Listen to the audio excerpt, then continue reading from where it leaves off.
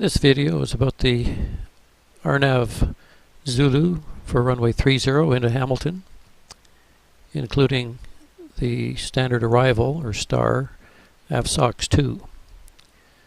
So ATC has cleared us the AVSOX 2, and we'll just select procedure, and now arrival, enter,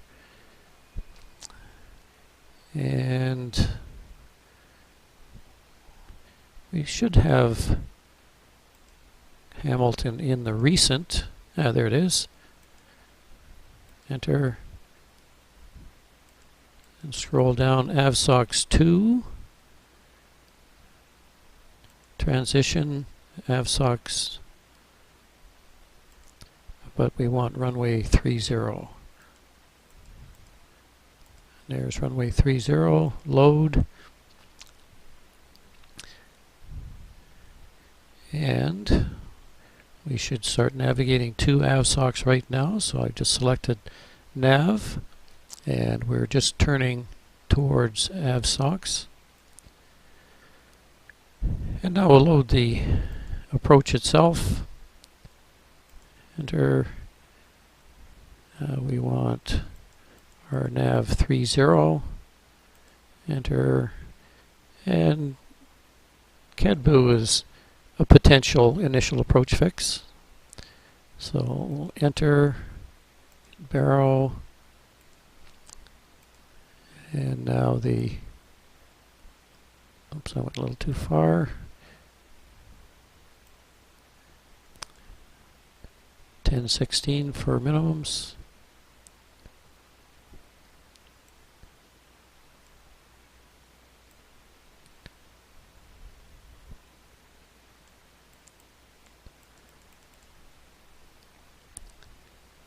Enter and load.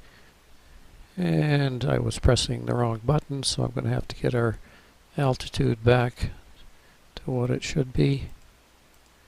Okay, there it is. Alright, now we're set up.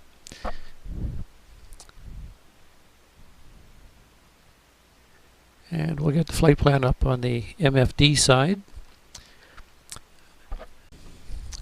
This is a briefing for the AVSOX 2 arrival, the standard arrival routing, star, leading us to runway 30 in Hamilton. The AVSOX 2 services aircraft coming in from the west and delivers them to any one of the 4 runways at Hamilton. In our case, we'll be going through AVSOX, DACSAT, and Kedbu. There is no restriction at AVSOX. There is at DACSAT a not below 3,000 feet, and similarly at Kedbu not below 3,000, and a maximum speed here of 210 knots. Now after Kedbu, it's just open. This is called an open arrival, and this track continues outbound 117 degrees, and the approach, or the correction, the arrival actually ends at Otpak. And this is called a DTW, a downwind termination waypoint. And what happens after that is going to be entirely dependent on what the traffic is, and when ATC is available, or when it's able to, it will give you a heading change to join the on-course into the final approach, the FACF, the final approach course fix. So it all depends on how much traffic there is. It could be that you will be given an approach clearance at Kedbu, because that is an initial approach fix for the Rnav. But if the traffic's heavy, you will just continue outbound until such time as ATC can fit you in. And for that reason, we will be at 3,000 feet here at Kedbu, and continuing 3,000 feet.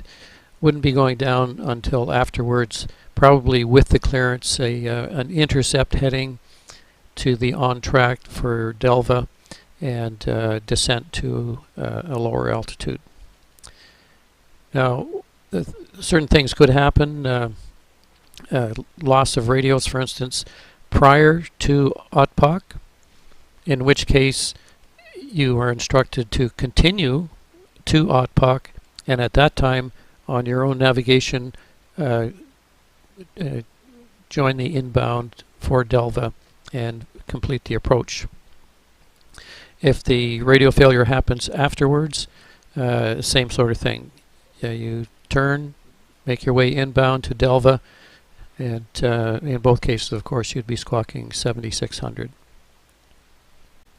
ATC wants us at 4000 or below going by DACSAT. So we're going to get the cursor active, scroll it over to the altitude, get the 5 digits or 5 positions active, and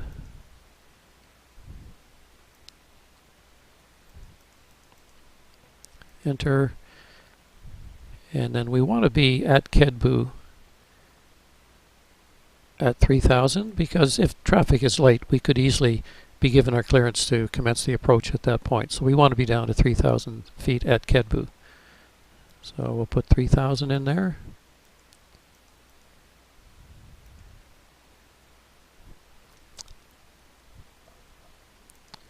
Okay. So now the Rnav has calculated already to get us to DACSAT at 4000.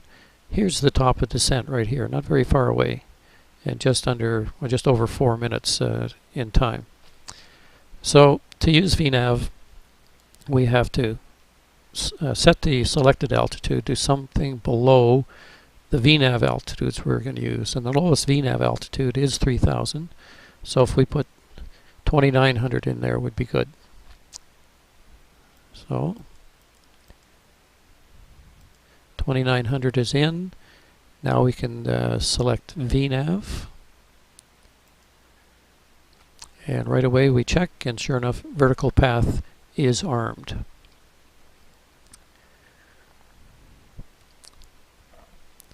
Just 3.5 minutes to go to the top of descent. And just as a reminder, what we expect to see in here at 1 minute before top of descent is the audible warning vertical track, and we'll see a magenta caret come up here indicating our deviation from the vertical path. There'll be another caret down here indicating the required rate of descent in order to arrive at DACSAT at 4000, and we'll see the Rnav altitude in magenta displayed right there. You'll note that I have included on the CDI a GPS bearing pointer, and it's not often useful, but it may become useful when we get onto the arrival procedure and we go past that that waypoint, that last waypoint. And after we've gone past that waypoint, we're just heading off in a straight line, and it would be useful to have a bearing pointer relating our next point, Delva, while we're heading off on that sort of open-ended vector.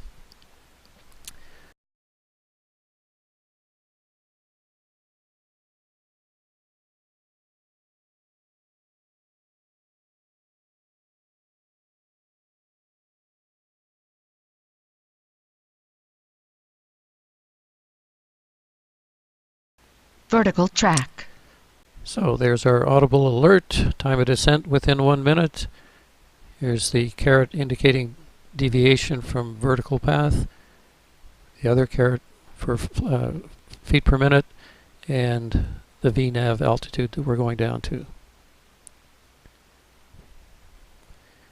Right now we're 500 and some feet below the glide path. If we were to start down now, it's 720 or so feet per minute. We would hit DACSAT at 4000.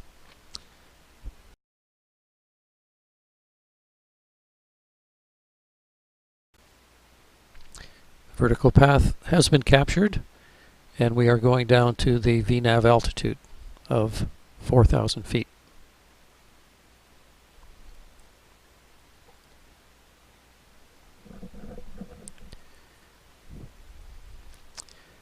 You have a few options down here, and one of them is this view that changes the distances in the procedure. Right now these distances are leg to leg, so the length of each leg is indicated, but it's frequently more useful to have a cumulative total.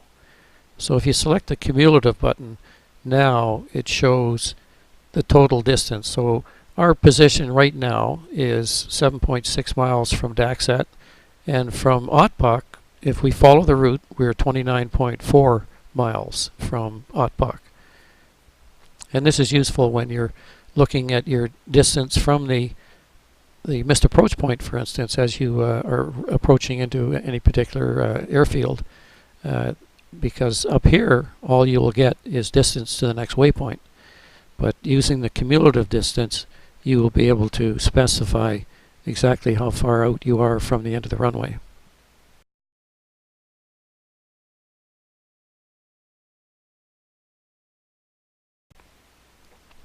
Selecting this button here will allow you to change various parameters in here, but I'm really not interested in doing that at the moment.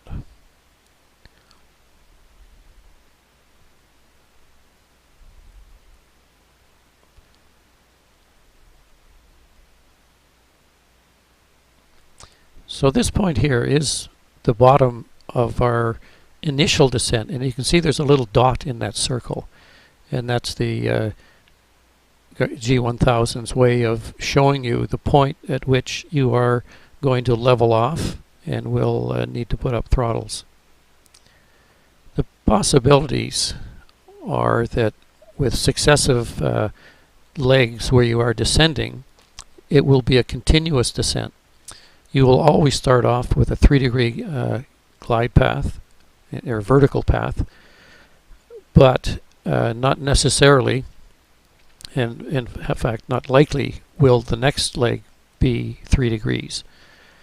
And in this case, from Daxat to Kedbu, there is only 1,000 feet to get rid of, and quite a long distance. So if you were to continue down from this point, it would be some marginal glide path, like less than 1 degree. So instead of doing that, what the G1000 does is it causes you to level off, and at 4,000 anytime soon, you will see the altitude hold mode come into action, level us off at 4,000. There it is now. It's capturing the altitude of 4,000. And you'll have to put the throttles up at that point to maintain your cruise, and then you will continue in until this new top of descent that has been created by the G1000.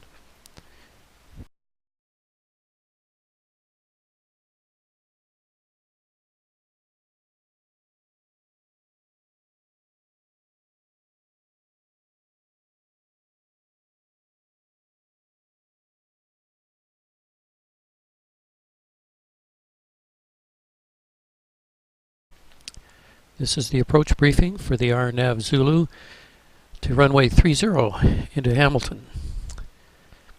We'll be in this general vicinity inbound from the west, MSA 3100, and eventually an initial approach fix, Kedbu, or perhaps on the open arrival procedure straight into Delva. Depends on traffic. Minimums will be on the arrival pattern, and we'll be arriving at Kedbu on the arrival pattern at 3,000 feet. Thereafter, descent to the glide path interception altitude. We could go down to 2,200, but it's preferable to be a few hundred feet higher, so we will intercept the glide path at 2,500 feet. Next altitude we're interested in is the check altitude at the FAF, correction the FAWP, the final approach waypoint at 2,200 feet. And then on the LPV approach, decision altitude of 1,016 feet. Missed approach is climbing to 3,100 feet on a track of 297, which is the same course as inbound. And for radios, we've listened to the ATIS already. We will have tower frequency 125.0 in standby, and we'll be with Toronto Centre 119.7 until we hand it over, typically between Delva and GoPeb over to tower. And then back to Toronto 119.7 on the missed approach. There is no timing on this approach, and there is nothing significant about the winds on final. That concludes the approach briefing.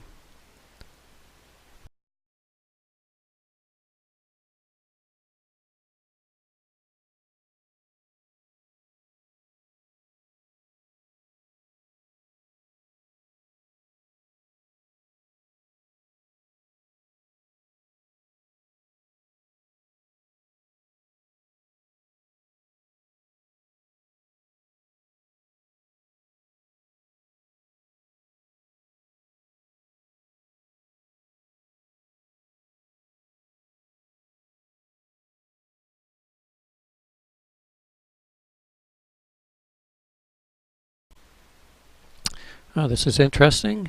Here we have time of descent within 1 minute, but you notice that the V-path is flashing, and that's an indication that the G1000 wants to have confirmation that we want the VNav to continue, and that's the purpose of the flashing. So I'll just click on VNav, and now it says okay, gotcha, and it's prepared to do it. But if you didn't confirm by pressing VNav, then it would just sail past the top of descent and you would stay level at 4,000.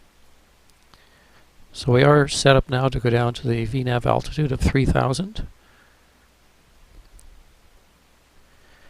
And given that there's potential for starting the approach, we'd probably want to be back at our pre-gear down altitude of 110 to 1, or airspeed of 110 to 120. Okay, that's good. And that's just a spurious warning. We went through 3,900 feet, and that's 1,000 feet away from the altitude select altitude. But of course, we're not using that, and so you can just disregard that warning.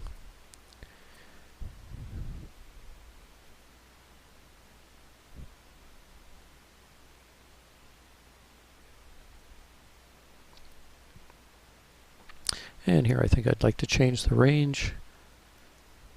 A little better picture of what's going on.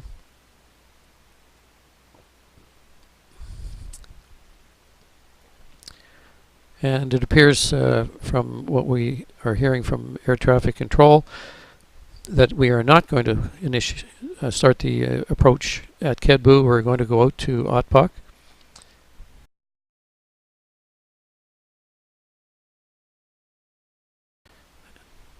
The altitude is captured 3,000 feet, and we're holding. Now there's another active waypoint in here, and vertical path is armed, but I don't want to go down to 2,200 feet. So I'm going to cancel VNav with this button here, and we'll look after our descent from here on in.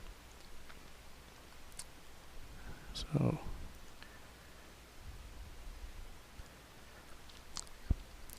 Now, the traffic indicates that we may be going past Otpok.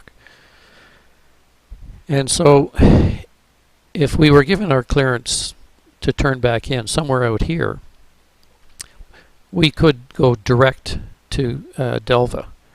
But then you're coming in at an angle like this, and it would be much nicer to be on this extended course. And there's a way we can make that happen. And once we get past Otpock, I'll do it.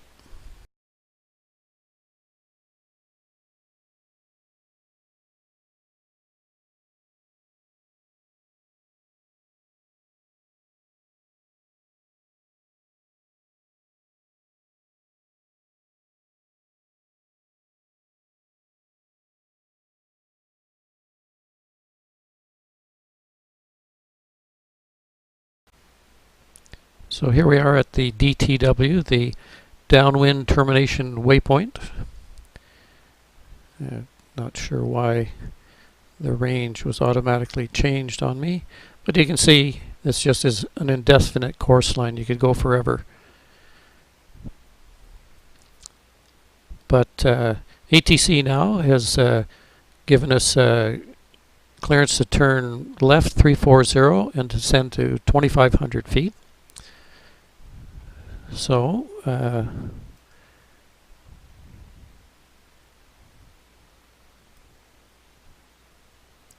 just set the heading 340, and we'll set the altitude select 2,500, vertical speed 300 feet a minute should do it, and heading mode, and we start coming around. Now what we want to do is get the cursor active, scroll down. Don't want to go to Kedbu, want to go to Delva, and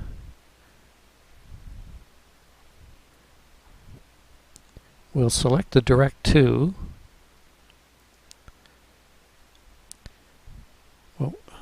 Okay, we're going to go direct to Delva, and now we scroll all the way down to the course that we want.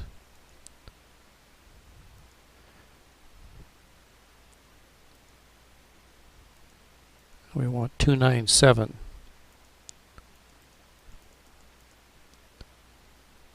And enter and activate.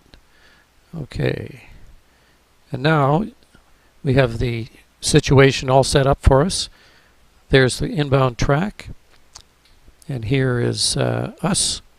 Nice intercept angle. We'll be intercepting before Delva, and now you can see how the GPS needle comes into play. It gives us SA on just exactly where it is we're going to.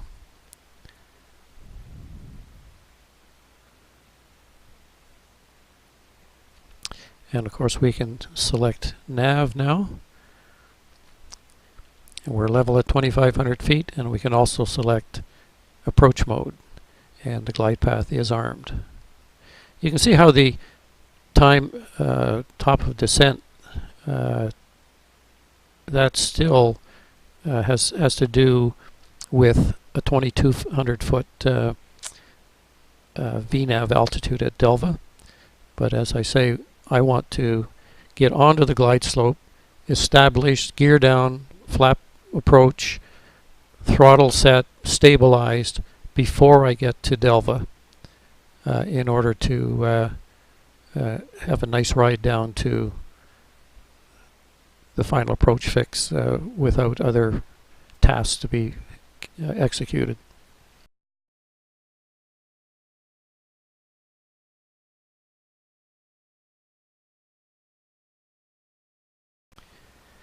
The way the approach is constructed, it would have us being at 2,200 feet at Delva and not intercepting the glide path till Gopeb. And it's much better to be established on the glide path shortly before the final approach fix. So you get established, your gear flap are set, your throttle is set, you've nailed your rate of descent, and all those tasks are taken care of so that when you do get to Gopeb, you can do the final three things, three tasks you have to do at the final approach fix without all the additional tasks of getting onto the glide path and getting established.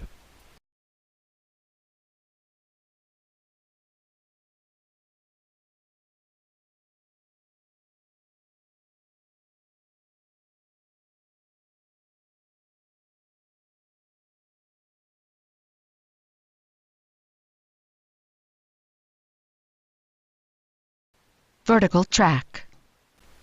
So that was the warning about this top of descent, but we're going to ignore that.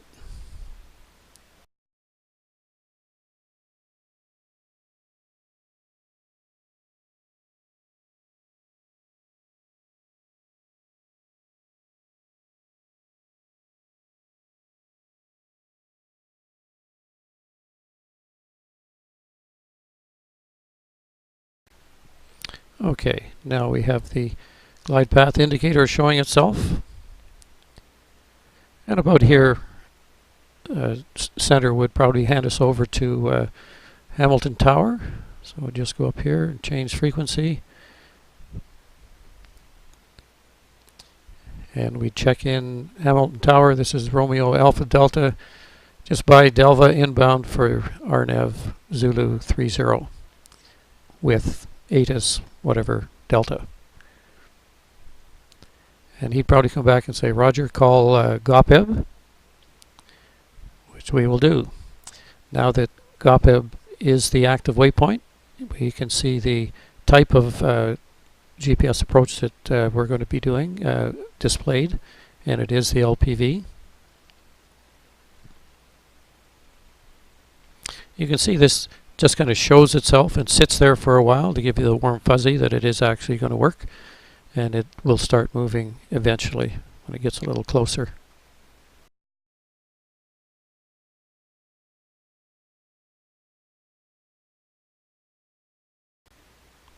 Okay, so now the glide path indicator is active. When it gets to about this position here, that's when the gear will come down and the flaps will go to approach.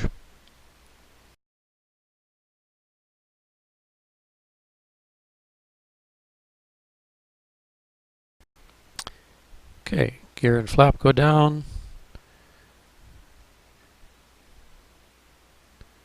That should bring my speed back to about 100. Glide path is captured. We're starting to go down. And we're 0.8 from GOPEB. At GOPEB, we're checking for the 2,200 foot check altitude. And we make a call to tower, and we check 3 green down and approach flap.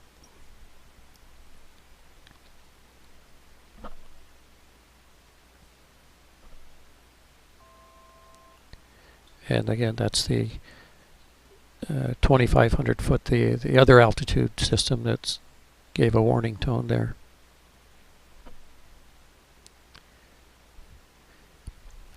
We could put the missed approach altitude into the altitude select.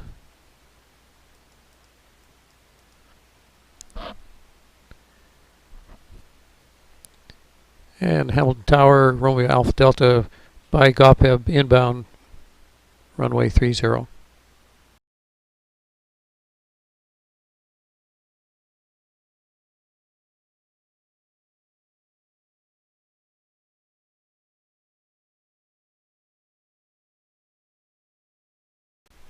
And you would get an oral alert at 500 feet above ground in the real airplane, but you don't get it in the trainer.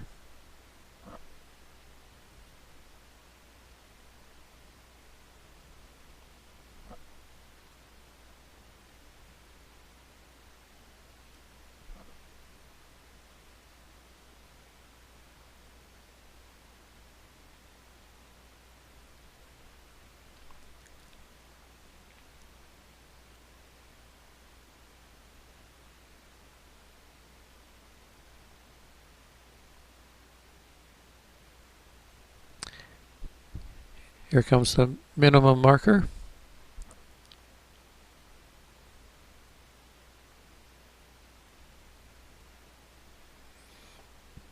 $100 above. The marker has turned white.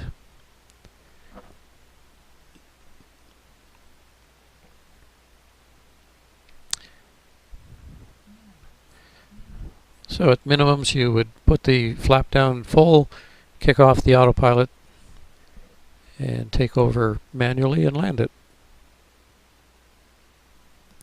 So we better get that speed back so we don't float forever. Back to 82.